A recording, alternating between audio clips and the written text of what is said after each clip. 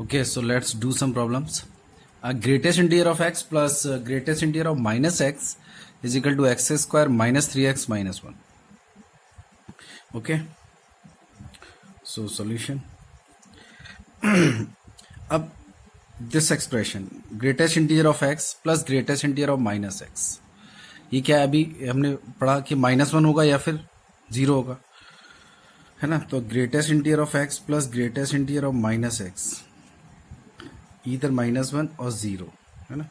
x belongs to integer, x doesn't belongs to integer.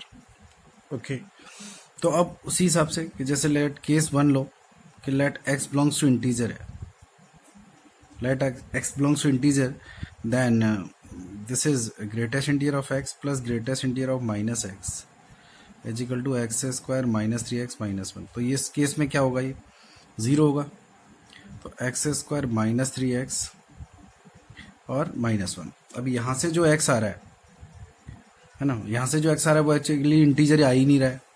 यहाँ से तुम जब x निकालोगे तो ये तो इंटीजर ही नहीं आ रहा है. x आएगा कितना? Plus minus b square plus 4/2. तो x doesn't belongs to integer, जबकि हम कंडीशन ले रहे हैं कि x बिलोंग्स टू इंटीजर. तो ये तो फिर इस केस में तो कोई सॉल्यूशन आया ही नहीं, है ना? तो केस सेकंड लिया. केस सेकंड में x doesn't belongs to integer, तो then greatest integer of x plus greatest integer of minus X is equal to x square minus 3x minus 1. तो इसका वैल्यू कितना हो जाएगा? -1. तो -1 is equal to x square minus 3x minus 1. तो finally x आएगा 0 और 3, बट x तो इंटीजर ही नहीं है. तो यहाँ पर जो x का वैल्यू आएगा इंटीजर आ रहा है, तो इसका तो कोई कॉमन पार्ट ही नहीं आया इस कंडीशन का, क्योंकि इस केस में तो x इंटीजर आना ही नहीं चाहिए था. जिस केस में इंटीजर आना चाहिए था उसमें इंटीजर नहीं आ रहा है. तो फाइनली इस केस में भी नो सॉल्यूशन. तो फाइनली इस क्वेश्चन का सॉल्यूशन क्या है? No solution. मतलब there is no x for which this equation is satisfied. Okay okay, so next let y is equal to 2 greatest integer of x plus 3 equals to 3 times of greatest integer of x minus 2 plus 5. Then find greatest integer of x plus y. ये निकालना है. Okay, then solution is so 2 greatest integer of x plus 3 is equal to 3 times of greatest integer of x minus 2 plus 5. तो 2 greatest integer of x plus 3. अब देखो यहाँ पे जो integer के अंदर है, जैसे हमने बोला था कि x plus 3 जैसे ऐसे लिखा हुआ है, तो ये इंटीजर पार्ट है ना, ये तो बाहर ही आ जाएगा, और plus greatest integer of x ये रहेगा. सिमिलरली यहाँ पे क्या होगा कि 3 तो बाहर है और इसमें जो है ग्रेटेस्ट इंटीजर ऑफ एक्स रह गया. मैंने -2 को बाहर निकाल लिया, जो कि -2 इंटीजर है, और प्लस 5. तो यहाँ से 2 greatest integer of x plus 3 is equal to 3 greatest integer of x, और यहाँ पे -6 प्लस 5 -1.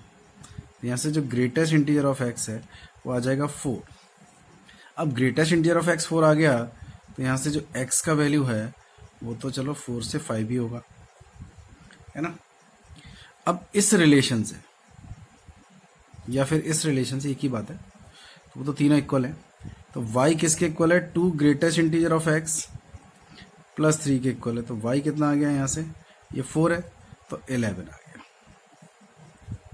तो y का वैल्यू तो 11 आ रहा है और x का वैल्यू 4 और 5 के बीच में आ रहा है. अब greatest integer of x plus y कितना आएगा? 15 से लेके 16 के बीच में, है ना? तो फिर अब इसका जो फाइनली एक जो नंबर आ रहा है, इसका ग्रेटेस्ट इंटीजर कितना आएगा? कोई भी नंबर जो 15 से 16 के बीच में मूव कर रहा है, उसका ग्रेटेस्ट इंटीग्रल पार्ट कितना आएगा? 50. Okay okay So let greatest integer of x less 3 से लेसर है कि x का जो इंटीग्रल पार्ट है वो 3 से लेसर है. तो व्हाट अबाउट x? x के बारे में क्या बोला जाएगा? मतलब एक x एक ऐसा नंबर है जिसका इंटीग्रल पार्ट 3 से लेसर आ रहा है, तो उसके नंबर के बारे में क्या कमेंट करेंगे? तो देखो x जो है वो 3 से कम होना चाहिए. तो अब जैसे है ना, ये 3 है नंबर लाइन पे. तो अब जैसे 3 को अगर मैं 3 से लेसर लेने की कोशिश करूं, मैं 3 से जैसे लेस की x का वैल्यू जो है वो 3 है. जैसे x का वैल्यू चलो 3 लेते हैं, तो 3 का इंटीग्रल पार्ट कितना आएगा? 3. और 3 इज लेस देन 3. गलत स्टेटमेंट है. इसका मतलब 3 इसका आंसर नहीं हो सकता. x इजिकल टू 3 इसका पार्ट ही नहीं है आंसर का. अच्छा, जैसे x का वैल्यू मैंने 2.99 कुछ भी लिया, जैसे 2 पॉइंट समथिंग लिया, तो इसका इंटीग्रल पार्ट कितना आएगा? 2 आएगा. 2 लेस देन 3. हाँ, ये सही है. हाँ, तो लेकिन अब मैं 3 नहीं ले सकता. जैसे 2.9999 में कुछ भी ले सकता हूँ, लेकिन 3 नहीं ले सकता, है ना.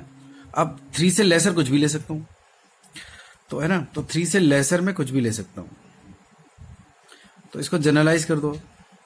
जैसे अगर मैंने बोला कि इंटीग्रल पार्ट ऑफ एक्स अगर जैसे n से लेसर है, किसी इंटीजर से लेसर है, तो फिर यहां से क्या निकलेगा कि x किससे लेसर होगा? n से लेसर होगा, है ना. लेकिन यहां पे n बिलोंग्स टू इंटीजर है. ओके. अच्छा, अब दूसरा पार्ट ये है कि एग्जांपल से समझते हैं कि जैसे greatest integer of x, let's suppose कि 3 या 3 से लेसर है. अब यहाँ पे इक्वालिटी आ गया. ठीक है. अब इसको तो जनरलाइज कर दिया था हमने. अब हम ये बोल रहे हैं कि किसी एक नंबर का इंटीग्रल पार्ट है वो 3 या 3 से लेसर है ना. यहाँ पे 3 हो सकता है. तो जैसे मैंने x का वैल्यू बोला 3 है, हाँ, तो 3 का इंटीग्रल पार्ट कितना आएगा? 3 आएगा. तो 3 is less than equal to 3. 3 is less than equal to 3. क्या ये स्टेटमेंट ट्रू है? बिल्कुल ट्रू है, क्योंकि 3 के इक्वल है. तो इस पर बोलते क्या हम? लेस देन और इक्वल टू. तो लेस देन नहीं है बट और इक्वल तो है, तो फिर स्टेटमेंट ट्रू है. तो 3.1 ले सकते हैं x का वैल्यू. 3.1 का इंटीग्रल पार्ट क्या आएगा? 3. 3 is less than equal to 3. बिल्कुल सही है. 3.999 भी ले सकते हैं, है ना. तो अगर x n मतलब 3 या 3 से लेसर है, तो x का वैल्यू तो फिर कहां तक जा रहा है? 3.99999 मतलब 4 ओपन तक जा रहा है. तो x less than equal to कितना बोल सकते हैं? 4, है ना.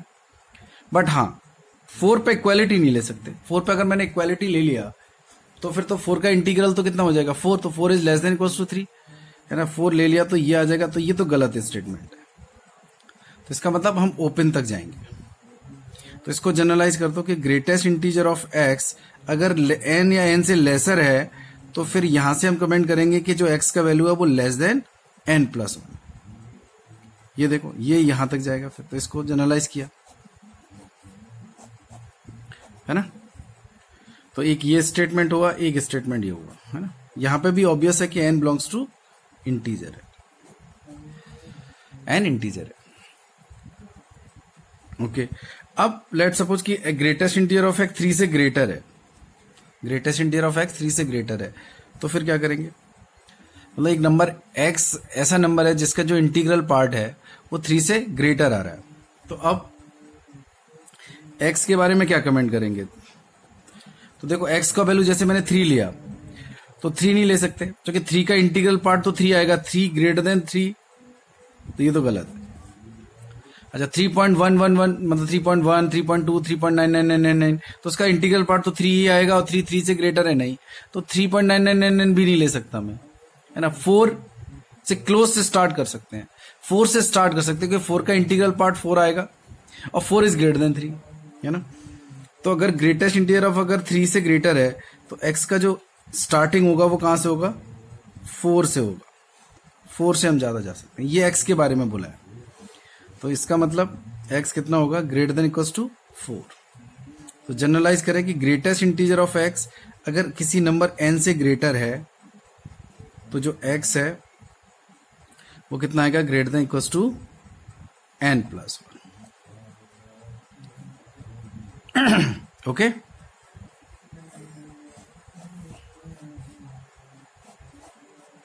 अच्छा, लेट सपोज कि इसमें भी इक्वालिटी लेते हैं कि ग्रेटेस्ट इंटीजर ऑफ एक्स जो है वो 3 या 3 से ग्रेटर है। इक्वालिटी आ गया 3 पर, तो अब यहां से क्या कमेंट करेंगे? देखो अब x का वैल्यू तो 3 भी लिया जा सकता है क्योंकि 3 का इंटीग्रल पार्ट कितना है?